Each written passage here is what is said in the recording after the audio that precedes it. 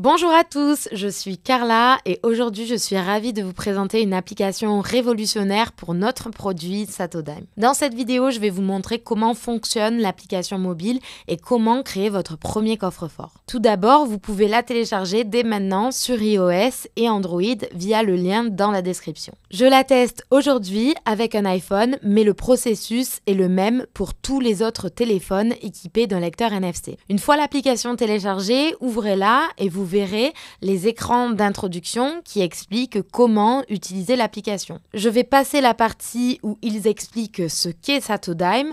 Juste un petit rappel pour ceux qui ne connaissent pas. Satodime est une carte au porteur qui vous permet de stocker de la crypto-monnaie, mais aussi de l'échanger physiquement de main à main. Si vous voulez en savoir plus, je vous encourage à regarder la première vidéo que j'ai faite et je vous mettrai un lien juste ici. Sur le deuxième écran, nous apprenons que nous pouvons créer jusqu'à 3 coffres-forts pour stocker des crypto-monnaies et que ces coffres-forts peuvent être créés puis scellés avant d'offrir ou de donner la carte. Enfin, ce dernier écran nous explique comment utiliser la technologie NFC. Ici, je tiens à souligner que c'est très important. Lorsque vous utilisez l'application Satodime et scannez votre carte, assurez-vous de laisser suffisamment de temps pour le scan, sinon le NFC pourrait ne pas lire correctement les données. Ce n'est pas grave, mais si vous voulez une expérience plus fluide, ne tapotez pas juste la carte simplement en pensant que c'est fait. Parfois, il faut juste tenir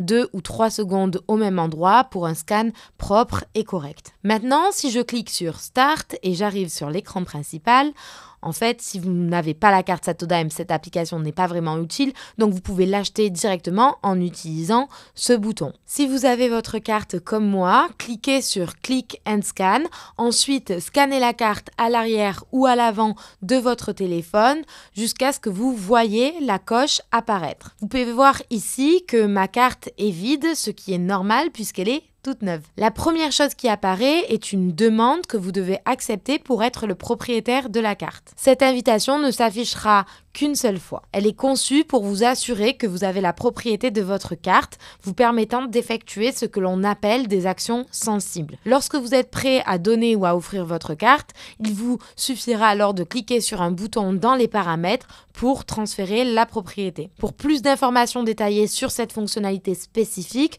vous pouvez regarder notre vidéo et je vous mettrai un lien juste ici et dans la description. Maintenant, créons notre premier coffre-fort crypto en cliquant sur le plus. Je choisis Bitcoin pour l'exemple parce que j'adore cette blockchain, mais vous pouvez bien sûr choisir la crypto qui vous fait plaisir. Ici, vous pouvez activer le mode expert si vous voulez fournir votre propre entropie. Mais attention, cette option est pour les utilisateurs avancés et n'est pas obligatoire. Je vais donc juste cliquer sur Create and Seal pour créer mon premier coffre-fort Bitcoin.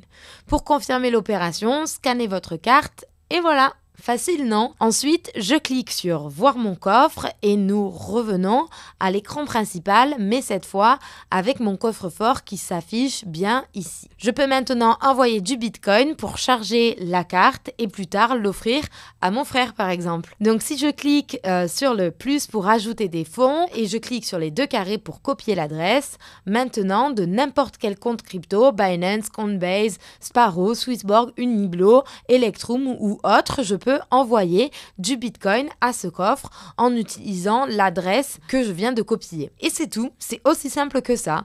Si vous voulez télécharger l'application, j'ai mis le lien dans la description. Dites-moi dans les commentaires quelle vidéo vous aimeriez voir ensuite et je vous dis à bientôt sur la chaîne de Satoship.